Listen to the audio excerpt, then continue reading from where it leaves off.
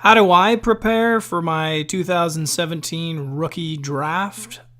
Well, one way I do it is I use a horizontal spreadsheet. I go left to right. This is from thefootballguys.com. They're awesome at what they do. If you're not subscribed to them, I would highly recommend that. Get on board with these guys. This is how they look at their snapshot one-pager, and I recommend one-pagers. I also recommend only looking at the first 3 rounds. It's still early. It's only mid-May. But look at how this is laid out. Quarterback, running back, wide receiver, tight end, defensive end, linebacker, defensive tackle, safety, cornerback. This is IDP with a dynasty fantasy football setup. This is a balanced scoring league that I'm talking about. If you don't know what balanced scoring means, go look it up.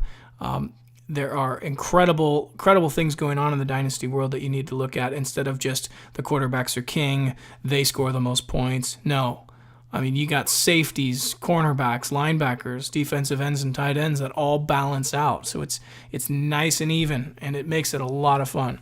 Now, how did I collect all these picks over here? Well, I worked diligently in the 2016 core draft for my league, and I made a lot of moves that sacrificed a core pick, let's say in the first 4 rounds, to get and set myself up for the 2017 draft. So I do have a ton. I have 2 first-round picks. The 101, obviously, I'm going to take Corey Davis. As you know, UpsideDownDrafting.com, we don't take runners. Although I would have liked to see Fournette go to the Carolina Panthers or another team, but I just can't do it. I'm not going to do it. I'm going to take Corey Davis, who will get peppered all day long from Marcus Mariota. I have the 108. And what's going to happen here is, assuming it goes very vanilla, okay, Corey, Leo, McCaffrey, Mixon, Cook, I don't know who's going to take Deshaun Watson in my league in the first round this early, but it could happen. I'm prepared for it. Therefore, I think this guy falls into my lap at the 108, Njoku.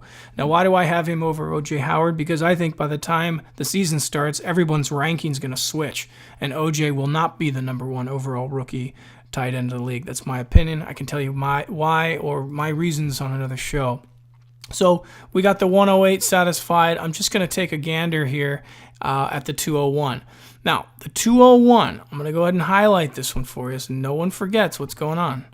The 201 is the most important pick of this draft. I'm telling you right now, people, if you can trade for it and you're playing Dynasty Fantasy Football, go get the 201. The 201 is the turning point in this draft.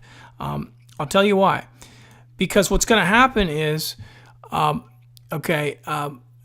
let's say Deshaun Watson is still there. I can go ahead and take him. Okay, now I have Corey Davis, Njoku, and Deshaun Watson. That would be a perfect dream if that happened for me. I don't know if it is. I don't know if it will, but let's just say it does. Okay, if it doesn't and Watson's not there, then what I'll probably do is end up getting Pat. Again, I got to see Patrick Mahomes in person. I got to meet him. I got to watch him before the NFL Combine at a place called Exos, which is an amazing training stomping ground that my uncle participates, and I was fortunate enough to go see Pat. Incredible athlete. I love who he is, but I'm going to be patient because, again, this will go on my taxi squad, okay? So I don't have to insert him right away. I can marinate him for up to 2 years and let Alex Smith go ahead and groom him. By the end of the season, he could get some snaps. I really think so. By the 17th week, he could, you'd probably already see him on the field. You know, I truly think that's what's going to happen for Kansas City. But if he doesn't get to play a single down, who cares? I keep him, long story short. There's other guys on my list that if he wouldn't be there, I could go ahead and get Samanje here for Washington. And if Perrine is there, I think he's a very good pick. A lot of people will argue about Kimura here in New Orleans. They are a PPR historical team. But again, I truly think some of these wide receivers here that are all being touted, I think you can wait on some of these guys and go after the quarterback at the 201. That's just my personal opinion, but this is the railroad tracks right here that will get you the advantage in your league. Go trade for the 201. I just think it's a turning point in this year's draft class. We haven't seen a draft class like this in a long time. That's why I've been waiting for this perfect storm a long time.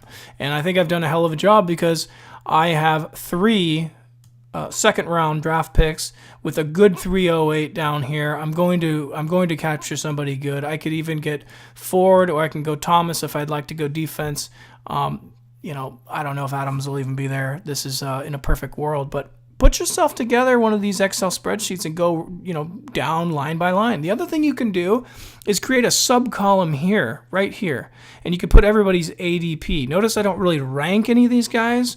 They're just, in a perfect world, how I would look across the board at value and where I think they're going to land. Johnny B, UpsideDownDrafting.com. I hope this helps. If you have any questions about this Excel, shoot me an email, upsidedowndrafting@gmail.com. See me on Twitter, UDDWorks. That's Upside Down Drafting Works. And I'll see you in the next show. Thanks, guys. See ya.